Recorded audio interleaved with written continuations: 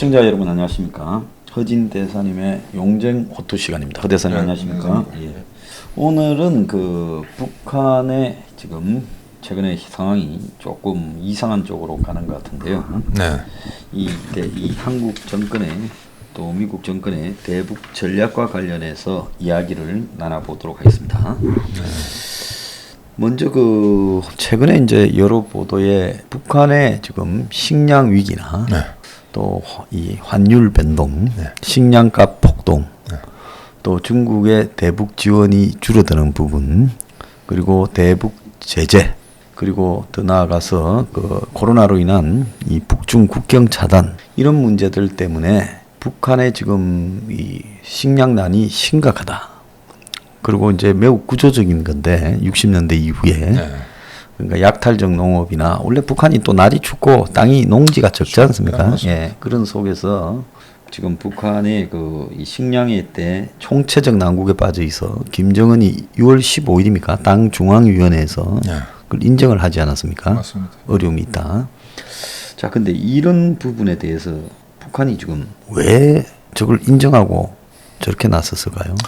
지금 그 7, 8년 전에 고난의 행군이라고 북한이 위기를 맞은 적이 있지 않습니까? 예, 김일성 때 그죠? 네. 예. 근데 그때 그러고 나서 김일성이 94년도인가 죽어버렸죠. 근데 그때가 더 심한 건지 지금이 더 심한 건지 알 수는 없는데 객관적인 지표로 봐서는 지금이 더 어렵지 않나 싶습니다. 유엔 제재라든지 복합적인 문제가 있고 미국의 새로운 행정부가 들어섰는데 도저히 이렇게 뭐 제재를 완화해 줄 가능성은 없을 것 같고 그게 지금 거의 한계에 도달했는데 이 지금 우리 보면은 북한이 정말 자동 붕괴할 정도로 위기에 몰렸을 때마다 남한이 도와주는 바람에 살아났었습니다. 그렇죠. 예, 가만 내버려두면 되는데 그래서 지금까지 수십 년 동안의 경험을 보면은 제 개인적인 생각으로는 그 황장엽 씨 있지 않습니까? 황장엽 씨는 그냥 내버려두라 이거였거든. 평화 뭐 통일하고 나발이고 회담도 하지 말고 그냥 내버려두면 쟤들은 그냥 간다. 예. 괜히 찝적대고 도와주니 뭐 갈니 하다가 보면은 나라가 더 커지고 더 이제 강해지는 경우가 있는데 소련 같은 경우 그렇죠. 2차 대전 때 독일이 괜히 침략해가지고 나라를 더 슈퍼파워로 만들어준 그런 상황이거든요. 가만 놔두면 망할 수도 있는데 결국 가만 놔두니까 소련 망했습니다. 그래서 지금 보면 뭐 코로나에 덮치는데 코로나는 지금 자기들 한 명도 확진자 없다고 이야기하지 않습니까? 공식적으로. 네, 뭐 그러니까 그렇게 알고 있겠습니다. 북한 막 잘하고 있는 거로 모범 방역 국가로 그렇게 인정을 해주죠. 해주는데 지금 그보다 문제는 정말 지금 김정은 이제 3대 세습제인데 과거 1대 2대 때하고는 확실히 다르다. 뭔가 지금 내부적으로 균열이 일어난 것 같다. 그런 조짐들은 보이는 것 같습니다. 그래서 그 균열이 일어난 것 자체가 이제 이 정권의 트릭일 수도 있다고 보는 사람도 있는데 트릭을 써서 지금 현재 얻을 수 있는 게 뭔가를 생각하면 그게 별로 그리 얻을 것도 없는 것 같거든요.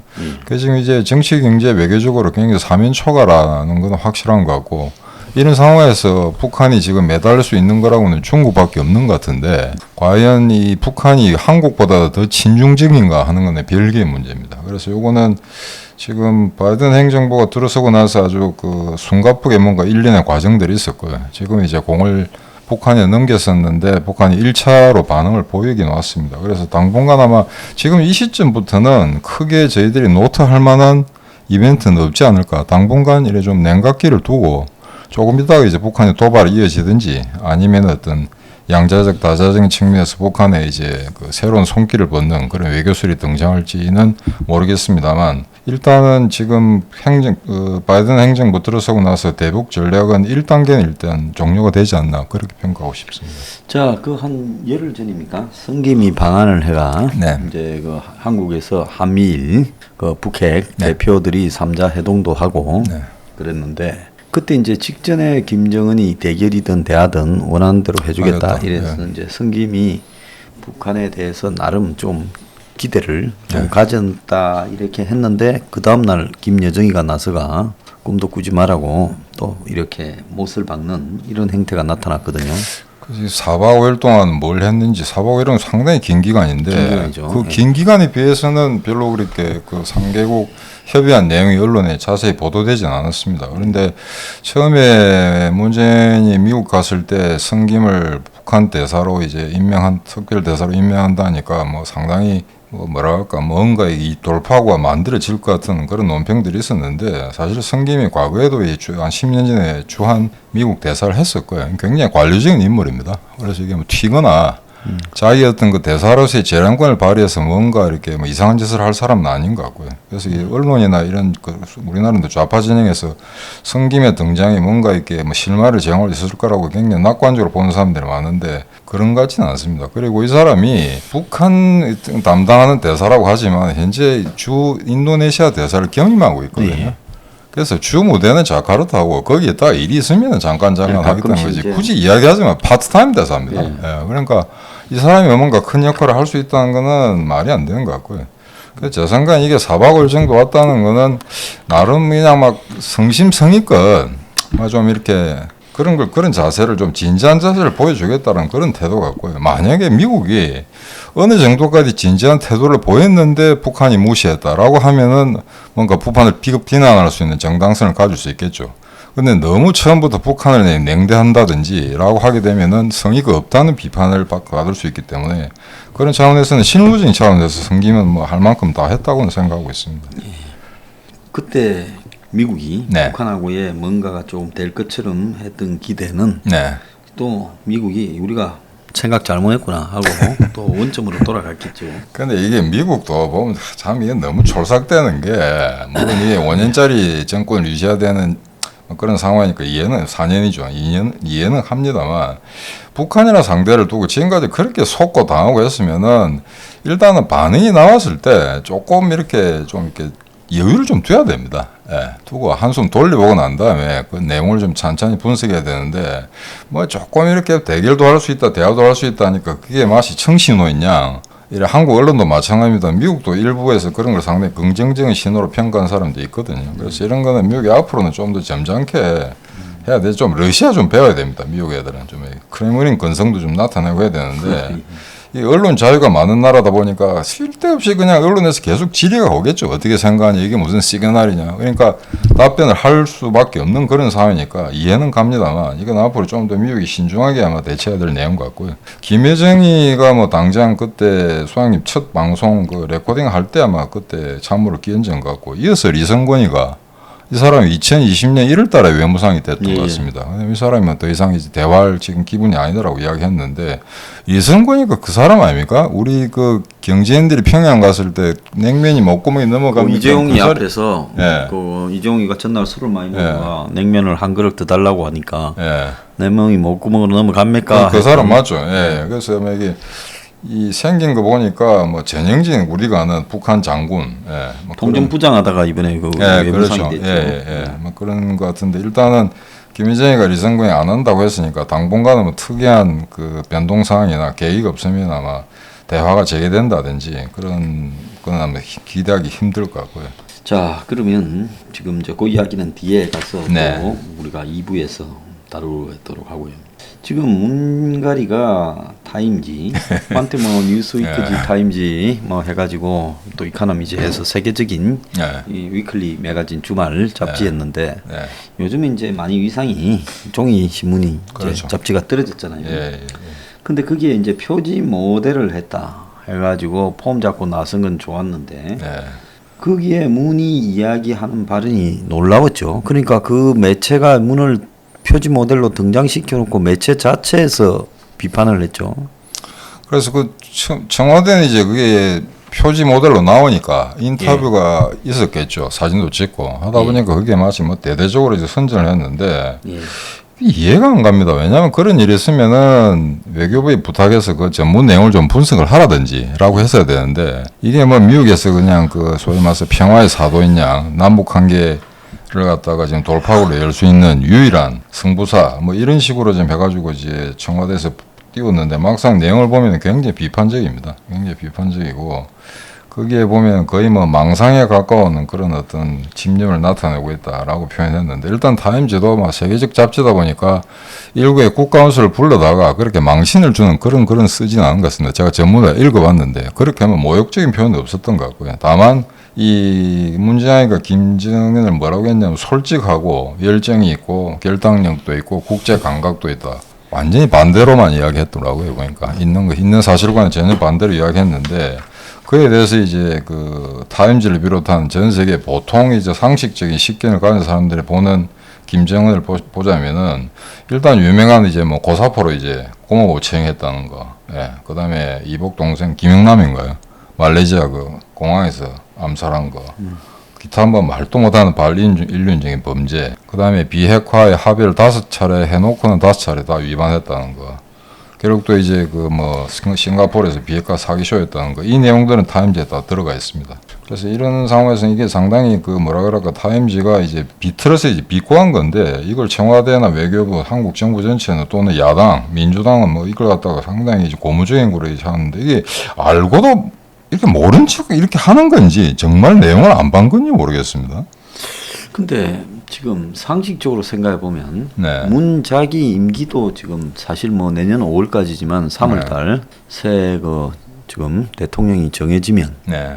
끝나는 거 아니겠습니까? 그렇죠. 임기도 뭐 내년 3월이고 그 다음에 네. 또 지금 북한하고의 관계에서 미국이 이 성김이 왔다 가고 난 직후에 한국에 경고를 했지 않습니까? 그렇죠. 네. 워킹 그룹이라고 해서 대북 그 옛날에 그 철도 도로 지원을 해주려고 할 때 미국이 관장하는 유엔사에서 이 철도 이 북한 방북을 막고 그렇죠. 또 그러면서 이제 워킹 그룹을 해서 네. 대북 지원에 대해서는 미국이나 유엔의 국제 제재에 이게 어긋나는 건지 이게 가능한 건지에 대해서 거기서 스크린을 실무 하겠다는 그룹을 거죠. 네. 만들어서 이걸 전부 사전에 통보해 네. 주겠다. 네. 자, 그랬는데 이번에 한국은 이제 워킹 그룹을 없애기로 했다라고 말을 했고 모든 논란 그래놨습니다. 미국은 무슨 소리냐? 네, 워킹 그룹이 유지된다라고 이야기를 했거든요. 네. 네. 그러면 미국하고 한국하고 만나 가지고 무슨 뭐 대통령끼리 이야기하고 실무자한테 잘 전달 안 된 것도 아니고 성김이라는 네. 어쨌든 실무자급 인물이 와서 한국하고 논의했는데 정반대로 이야기하지 않았습니까? 그래서 이거는 그 사실은 최종은 1차가도 그런 이야기 했거든요. 이게 폐지하는 게 아니고 레벨을 달리해서 국장급이 되든 실장급이 되든 한미 간의 어떤 그 협의 메커니즘을 계속 이어간다라고 분명히 이야기했는데 기자들은 그걸 쿼트하지 않았죠. 그래서 일단 이게 한심한 게 이게 나오니까 미치 뭐 정세균까지 날뛰면서 이제 뭐 평화가 왔다고 떠드는 이런 광경을 제가 몇 번 봤었는데 이거는 좀 심각합니다. 그러니까 이 정도로 지금 실무 레벨에서도 이런 해프닝이 나온다는 거는 그만큼 이게 균일이 생겼다. 그러니까 엇박자, 그다음에 도대체 말이 안 통하는 이런 사람들이 지금 이야기를 하고 있는 건데 거기 노기덕이가 영어를 모르는 것도 아닐 거고 그거는 이제 이렇게 협의하고 난 다음에 대외적으로 알릴 때 제대로 방점을 잘 찍어야죠. 예. 현재 메커니즘을 좀 더 발전적으로 확대 이렇게 형성해서 새로운 이제 모티브를 잡아 나간다라고 해야지 이게 마치 없다. 워킹 그룹은 이제 폐지한다라고 아마 그런 식으로 이야기했을 겁니다. 그뿐 아니라 그 다른 부분에서도 비슷한 이야기가 하나 나왔는데 8월달에 한미 연합 군사 훈련에 대해서도 좀 임종석이부터 뭐 다 나서 가지고 없다라고 이야기 이제 이렇게 했고 문도 부정적으로 이야기를 했는데 미국은 또 이 문제에서는 그 뭐 백신까지 주고 했는데 무슨 소리냐 이제 이런 이야기로 가고 있어요. 이게 지금 전혀 합의가 안 되는 것 같습니다. 이 문제에 대해서 지난번에 오스틴 국방장관이 기자회견에서 질문을 받았었거든요. 8월달 한미연합 훈련이 어떻게 되느냐. 그랬더니 오스틴 국방장관이 지금 현재 정해진 게 없다. 알려줄 수가 없다라고 이야기했는데 이건 아마 미국으로서는 연합훈련을 하고 싶은데 한국이 자꾸 뺄 거고 그래서 아직 결정된 게 없다라고 보는 게 맞을 것 같습니다. 그러니까 미국은 하고 싶겠죠. 계속 해야 된다고 하는데. 그래서 오늘 그 보면 미 하원에서 내년에 이제 국방 수권 법안 예산과 연계된 주한미군의 그걸 하한선을 22,000으로 발표를 했어요. 그 밑으로 내려갈 때는 미국 의회에 동의를 받아야 된다. 그렇죠. 근데 좀 밑으로 내려갔잖아요. 원래 이만한 뭐 5,000선이었지 않습니까? 그때 그랬죠. 그러다 좀 조금 내려갔습니다. 또 내려갔다. 근데 최근에 미국이 보면 그 글로벌 포스 리뷰라고 해가지고 미군 재배치 전략을 중국을 겨냥해서 지금 하고 있는데 당연히 그러겠죠. 그래서 한국에 지금 훈련을 하지 않으면 한국에 있는 미군이 일부가 이 중국을 압박하는 글로벌 포스 리뷰 그 재배치 전략으로 이 동남아시아로 일부가 이동하지 않겠느냐 지금 이렇게 바라보는 시각 대부분 그렇게 보고 있고 근데 지난번에 그 수장님 우려하셨던 게 이게 수권법에 의해서 일정 병원 수를 갖다가 규제를 하면서 더 이상 내려가지 못하도록 한다 할 경우에는 미국 의회가 승인이 있어야 된다라고 하지 않았습니까? 그런 메커니즘이 이제 가동되고 있는 거는 다행스러운데 문제는 순환 재배치하는 걸 갖다가 연기한다든지 하게 되면 분명히 단계적으로 공백이 생기는 건 사실입니다. 예, 그리고 주요 이제 이 뭡니까 기갑 여단 그 핵심 전력을 가지고 있는 부대가 미국으로 이제 가고 또 오고 하면서 순환 배치를 하고 있는데. 근데 최근에 그 뭐 불독이라고 닉네임이 붙은 그 기갑 여단 하나 왔더만요. 근데 이제 이 여단이 훈련을 갖다가 미군이 지금 해외 주둔 미군 같은 경우에는 정기적인 훈련 성과 이런 부분들이 항상 승진이나 급에 반영이 되더라고요. 당연히 그 일종의 성과급이에요. 훈련 안 하면 돈 안 나옵니다. 그래서 헬리콥터 조종사들은 사격을 해야 되고 또 주한 미군의 그 전투기 조종사들도 사격 훈련을 해야 되고 일정한 이상 떠 있어야 되는데 마찬가지로 이제 기갑여단 같은 건 기동 훈련을 해야 되는 부분. 근데 이런 거를 갖다가 한국 내에서 지금 좌파 단체들을 갖다가 우리가 뭐 이 성주에서만 사드 반대하는 것 같아요. 그게 아니라 전국 다니죠. 곳곳에 미군 사격장 뭐 소음 때문에 못 살겠다 민원 넣고 뭐 이런 거죠. 지속적으로 하고 있거든요. 그래서 문이 지금 남은 임기 내에 일부 미군들이 이 한국에서 이렇게 이제 해외로 재배치되게끔 유도하는 거 아니냐. 그게 문이 할 수 있는 북한의 마지막 최대의 선물 아니냐. 그래서 더 줄어들게 미군을. 그런 거를 노리는 게 아니라면 지금 이 단계에서 도대체 뭘 노리고 저렇게 할까. 이 이야기가 어려운 거죠.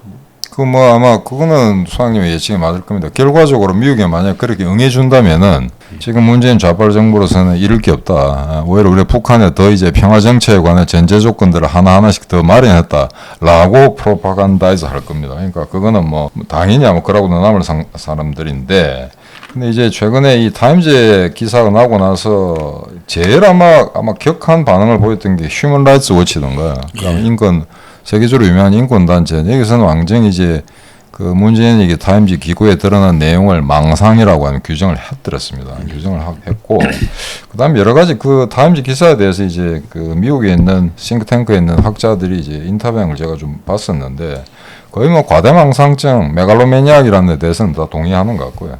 그다음에 이제 이 사람이 이제 한미 동맹을 갖고 있는 한국의 수장인데 그럼에도 불구하고 마치 독립적으로 제3자의 역할에서 이 북한과 미국을 중재하겠다 이런 걸 계속 그런 포지션을 유지해 왔었습니다. 근데 이거는 사실 말이 안 된다는 걸 미국 학자들이 인정하면서도 자 그러면은 중재는 제대로 했냐 못 했다는 거죠.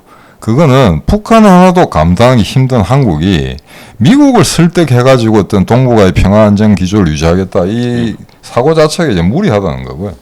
그다음에 여기에 대해서 어떤 자기 자신에 대해서 너무 아마 그 과잉 기대를 한 것 같다라고 하는 게 이제 미 전문가들의 분석인데 또 가장 이제 시니컬하게 이야기하는 사람도 그렇더라고요. 지금 현재 정권은 한 1년밖에 채 남지 않았는데 문재인이 할 줄 아는 게 뭐가 있겠냐. 그거밖에 할 줄 아는 게 없다. 실질적으로. 그렇죠. 예. 그러니까 뭐 습관 내지 취미생활이기 때문에 그걸 가지고 그렇게 뭐 그런 발언을 했던 것 자체를 그래서 굳이 심각하게 다룰 필요도 없다라고 아주 냉소적으로 이야기하는 사람들도 있습니다. 근데 여기에 이제 그 학자들 성향에 따라서 이제 보수 진보로 나뉠 수도 있고 미국에도 이제 좌파 우파들이 있는데 그 사람들이 동일하게 이제 합의를 본 내용이 있더만요. 이번에 타임즈의 내용을 보니까 그 문재인의 발언은 일단 자기 능력 밖에 일을 하려고 하는 사람이다.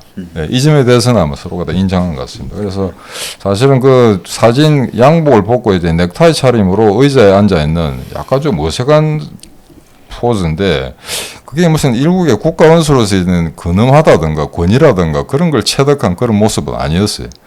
타임즈 이제 사진 기사가 어떤 의도로 가지고 저런 사진 찍었는지 잘 모르겠는데 아마 히틀러가 인터뷰했다면 그런 사진 내보지 않을 겁니다. 상의를 벗으든지 그런 거 안 하고 사진 하나도 굉장히 중요한데 제가 보기엔 조금 더 우스꽝스럽다는 그런 생각이 들었었고요. 그래서 하여튼 일단 전 세계가 이제 특히 미디어가 죄송합니다. 그 휴먼 라이츠 워치 같은 경우 미디어 워치는 그 사람 거죠. 휴먼 라이츠 워치에서 그럼에도 불구하고 지금까지 수년 동안 어떤 문재인의 이제 그 소감, 그 한국민들은 그 어떤 문재인의 어떤 행동이랄까 지금 현재 좌파 정권의 어떤 그 내부적인 음모 이런 걸 갖다 간파한 상태다라는 그런 표현을 썼더라고요. 그래서 이걸 보면은 현재 굳이 우리가 전 세계를 상대로 이제 문재인 정부가 어떤 성격을 가지고 있다는 걸 굳이 설명 안 해도 웬만한 전문가 또는 전문기관들은 이제 사태를 제대로 파악하고 있는 것 같습니다. 만약에 이제 동독과 서독이 아직 냉전 중인데 네. 서독의 총리가 네. 동독에 우호적이고 시종일관 동독의 편을 들어서 독일을 이끌어 가자고 하면 미국이나 서유럽의 영국, 프랑스 등이 이 서독 총리를 바라보면서 어떻게 보고 있겠습니까? 그리고 저런 사람을 뽑은 서독 국민들을 어떻게 생각할 거냐? 해외에서 한국 국민들 개개인이 한국이란 나라가 어떻게 인식될 건가도 좀 이런 소동을 보면서 국민들이 좀 생각을 해야 된다고. 창피하지 않습니까? 그러니까 서독 그 과거 이제 대통령 중에 빌리 브란트가 제일 어찌 보면은 친동독적이었죠. 오스트 폴리티크 하면서 이제 교류도 많이 하고 했는데 과연 그럼 그때 그 정권에 있었던 사람들이 그 문재인식의 어떤 평화 통일 또는 연방제 통일을 희구했을까? 전혀 그렇지 않았습니다. 그건 저희들이 보건데 그 소위 말해서 3인당이 정권을 잡던 독일의 이제 기민당이 정권을 잡던 우선적으로는 북한 동독은 흡수 대상이라고 해봤던 겁니다. 그래서 독일은 1945년 전쟁 끝나고 난 다음에 1948년에 우리나라 헌법이죠. 기본법이라는 걸 만들 때 이 기본법은 동독을 흡수 통일하기 전까지만 유효하다고 못을 받고 있습니다. 예. 그렇기 때문에 거기는 이제 좌파가 집권했다고 해서 좌파하고 짜고 나라를 팔아넘기, 서독을 동독에 팔아넘기는 그런 짓은 안 하죠. 하지만 한국 한반도에는 그런 일이 벌어지고 있기 때문에 문제 심각성이 다하다고 할 수 있겠습니다. 우리가 참으로 남 부끄럽고 창피한 지금 그런 시간을 보내고 있다 이렇게 봐야 되겠습니다. 자, 그런데 지금 그 중국이요. 네. 요즘 뭐 오늘 아침 신문에도 크게 났습니다만은 2021년이 중국 정권 공산당 100년이죠. 100주년. 7월 1일인가 그랬죠. 그래서 이제 중국 공산당 창건일은 10월 1일이고 아마 7월 달에는 행사를 크게 하는 것 같아요. 그래서 이제 중국이 보면 한국하고는 뭐 리셉입니까? 뭐라고 읽습니까? 그 RCP. 예, 전략적 동반자 관계. 그거 정도만 언급하고 있을 뿐이고. 특히 중국의 그 창당 100주년, 공산당 창당 100주년에 그 6.25 전쟁을 중국이 크게 배나는 이런 계기가 되었다라고 찬양을 엄청나게 하고 이놈들이 지금 국제법 어기고 지금 그러니까 우리나라 영토로 들어왔는데 그걸 가지고 막 평화 정의라는 단어를 썼더만요 보니까. 근데 이런 데 대해서는 문재인 정부 절대 그런 반박 안 하겠죠. 비판도 하지 않고 이렇게 성명을 발표할 만도 한데 전혀 그렇지 않고요. 미국도 뭐 여기에 대해서는 침묵을 지키고 있는 것 같습니다. 그래서 이거는 뭐 얘들은 이제 수십 년간 항미 원조 이래 가지고 6.25 전쟁 참전한 걸 이제 미제국주의에 대항한 걸로 그렇게 지금 합리화시키고 있는데 이번에 대해서 미국 정부는 별로 그렇게 뭐 민감한 반응을 나타내고 있지는 않은 것 같습니다. 근데 한국도 지금 야당도 이제 뭐 힘이 붙여가지고 왜 이런 거 항의 안 하냐라고 성명도 내질 않더라고요. 중국 관련해서는 한국 야당도 별로 공격적이지 않은 모습을 노출한 지가 오래됐습니다. 그래서 지금 이 중국의 역할에 대해서 과거에 한 20년, 뭐 10한 4, 5년 전까지만 해도 한국이나 미국이 어떤 생각을 가지고 있었냐면은 북한의 핵 문제 해결을 위해서 아마 가장 영향력을 많이 행사할 수 있는 건 중국일 거다. 그래서 중국한테 뭔가 페이버를 주고 중국이 북한을 따독거려서 핵을 포기하도록 그런 좀 건설적 역할을 할 수 있도록 이제 저희들 그런 걸 기대했었는데 지금 시진핑의 독재 체제가 수립되고 난 다음에는 전혀 그렇지 않다는 게 증명이 됐죠. 오히려 시진핑이 북한이라는 똥개를 풀어가 가끔씩 미국을 물게 하고 한국을 물게 하면서 미국이나 한국이 저 똥개 주인이 좀 똥개 좀 달래라 이렇게 부탁을 하면 내가 똥개를 진정시키는 역할을 했다.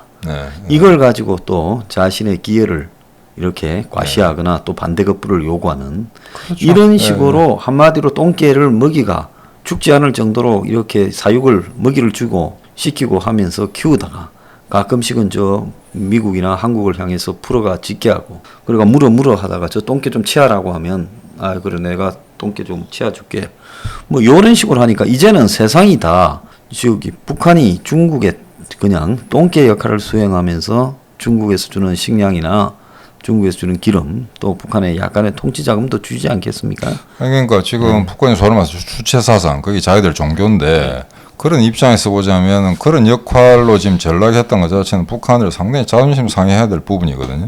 근데 지금 먹고 사는 문제가 너무 심각하기 때문에 북한이 별로 개의치 않는 것 같고, 실은 이제 시진핑, 소위 말해서 이제 지금의 그 2008년 북경 올림픽을 계기로 이제 중국이 고도 성장하면서 요 한 20년간 굉장히 태도가 많이 바뀌었었는데, 과거 장택민이나 후진타오 시절에는 제가 독일, 네덜란드, 중동에서 이게 중국 외교관들을 만났을 때 굉장히 예의 바르다는 느낌을 들었어요. 예. 굉장히 이제 뭐 국제 감각 이런 거에 대해서 굉장히 공유하려는 그런 인식도 많고 한데, 점점점 갈수록 건방지더니 시진핑 들어서고 나서는 이게 뭐 아나무인이거든요. 거의 뭐 히틀러 나치 시대 때 장교나 외교관 같은 그런 이제 인상을 많이 받았었고요. 이게 아마 세계가 중국을 그런 식으로 키웠던 것 같습니다. 그런데 지금 수장님 말씀하신 것처럼 이제 미중 패권 구도가 굉장히 심각한 국면으로 접어 들어가는 것 같고, 이런 상황에서 여전히 중국은 군사력으로는 미국에 뒤지기 때문에 아마 직접적으로 분쟁을 일으킨다든가 갈등을 야기시키는 것은 위험 부담이 크죠. 그래서 아마 이 경우에 북한을 이용하는 게 가장 유리하지 않을까. 네, 중국이 한국이 만약에 미국하고 이렇게 접근하면서 중국에서 약간의 거리를 둘러하면 북한을 이용해서 한국에 도발을 하고, 그러면 미국이 북한하고 직접적 전쟁을 부딪히기보다는 제가 볼 때 요즘 미국의 태도를 보면 아마 중국을 보고 북을 지금 더 도발하지 못하게 하고 상황을 대화로 해결하자, 미국이 그렇게 갈 가능성이 있어요. 그렇죠. 그러면 중국은 생색을 내고 북한을 정리해서 이제 빼는 척하면서 더 많은 외교적 지분을 노리고 한국에도 생색을 내고 그럴 수 있는데, 근데 중국이 집요하게 이런 테스트를 앞으로 한 2, 3년 동안에 몇 번 한 다음에 그 다음에 대만을 만약에 우리가 덮쳐서 조기에 해결했을 그렇죠. 때 미국이 우리한테는 어떻게 하는가, 이걸 갖다 또 테스트를 할 거라고 봅니다. 그래서 이거는 그 소장님 지난번에 북한의 도발 문제 이야기하시면서 몇 번인가 언급하신 게 있죠. 그러니까 차기 만약에 미사일 도발이 아닌 다음에 북한이 무력 공세로 나올 가능성이 뭐냐 하면 서해안의 무인도를 점령한다는 하는 경우인데, 저는 그때 그걸 듣고 나서 어떤 생각이 들었냐면, 만약에 북한이 그런 도발을 할 경우에, 물론 지금 얼마 전에 그 빅터차 같은 경우도 그런 이야기를 했었습니다만, 과연 이걸 중국한테 보고를 하고 할까 아니면 단독으로 할까? 단독으로 하기는 힘들다고 하거든요. 그렇죠. 그러면 만약에 중국으로서도 이제 그렇게 되면 나중에 차제에 한 3년 뒤에 만약에 대만하고 전쟁을 한다고 할 경우에 그 전에 리허설이 필요하죠. 당연히 필요하죠. 네, 미국이 어느 정도 이제 반응을 할 건지. 그래서 만약에 북한을 꼬드겨서 서해안에 섬을 점령한다든지 또는 그와 유사한 남한에 대한 다른 어떤 문제를 일으킨다고 할 경우에 미국이 어느 정도까지 개입할까? 이제 미국의 개입의 핵심을 그 점령한 섬에 미국이 상륙 작전을 펴는가, 아니면 북한이 점령하는 군대를 보내고 포격을 한 원점에 대해 미국이 직접 이 미사일이나 또 이 전폭기를 보내서 그 폭격을 하느냐, 이런 부분을 아마 자기들이 미국의 개입에 바로메트로 삼을 거다 보이거든요. 그래서 거기에 아마 미국이 굉장히 소극적으로 대응을 하게 된다면은 이제 대만 폭격 같은 것도 자신감을 좀 가지고 당연히 그렇게 안 되겠습니까? 문제를 일으킬 수가 있죠. 저 오바마 때 보면 연평도 포격 사건이 벌어졌잖아요. 그 직전에 천안함이 있었고. 그렇죠. 그럼 연평도 포격일 때 한국에 F-15가 출격을 하려고 하는데, 당시 이제 미국이 말렸다는 것 같습니다. MB한테 못하도록 했고, 그래서 MB가 이렇게 안 했다. 이제 그런 부분이 그 이후에 그때 만약에 출격을 해서 북한의 장산고시입니까? 거기에 그 해안 포대들 그 발사 쏘고 이제 안으로 쑥 숨어버린 해안 포대 절벽을 F-15기 몇 대가 가서 거기를 폭격을 했다고. 폭격을 해야죠. 그 다음에 이제 이 이후의 일들은 지금 남북 관계에서 상당히 결정적인 규정을 할 거라고 보는데, 그런데 미국이 말려서 안 했다라고 하는 그 MB가 미국 핑계 된 거죠. 그러니까 그게 만약에 사실인지 아닌지는 잘 모르겠습니다. 만약에 그게 맞다면은 설사 미국이 그런 식으로 이제 통제를 하려고 했다 하더라도 이명박이 단독 행동에 나가야죠. 단독 행동에 했어야죠. 그 정도 나가서 버릇을 제대로 고쳤는데 그때 밀렸단 말입니다. 그래서 이걸 지금 보게 되면은 미국이 만약 여기서 밀리면은 조금 해묵은 이야기는 한데 2차 대전 때 나치 독일이 계속 도발할 때, 그러니까 1939년 9월 1일 폴란드를 치기 전에 계속해서 침략을 하지 않았습니까? 오스트리아 합병, 체코, 주데텐란드, 라인란드 진주, 제가 역순을 이야기했습니다만, 그럴 경우에 대개 영국이나 프랑스 이런 소위 말해서 서유럽의 주요 국가들이 어떻게 하면은 히트를 달게 해서 조금 땅을 할량하더라도 더 이상 도발하지 않도록 하다가 결국 그 10년 동안의 조치가 아무런 효과를 못 보고 결국 2차 대전으로 들어갔었거든요. 그러니까 북한도 아마 그런 식으로 이걸 히트를 할 경우에 미국이나 주변 국가들이 아마 그런 식으로 1930년, 40년대식으로 아마 이게 북한을 다뤘다가는 동일한 오류에 빠지지 않을까. 그래서 이런 건 아마 철저히 아마 분석해서 대응을 제대로 해야 될 것 같은데 아마 중국은 그래서 한국에 대해서 직접적으로 이제 펀치를 날리기 전에 북한을 꼬드겨서 아마 양쪽으로 다 이득을 볼 수 있는 그런 전술을 구사할 것으로 이제 생각되고 있습니다. 네, 그런 것 같아요. 네. 자, 그 다음에 이제 오늘 1부는 일단 여기까지 하고요. 네. 2부에서 지금 남은 문제를 내일 또 다뤄야 될 것 네. 같습니다. 네, 감사합니다. 네.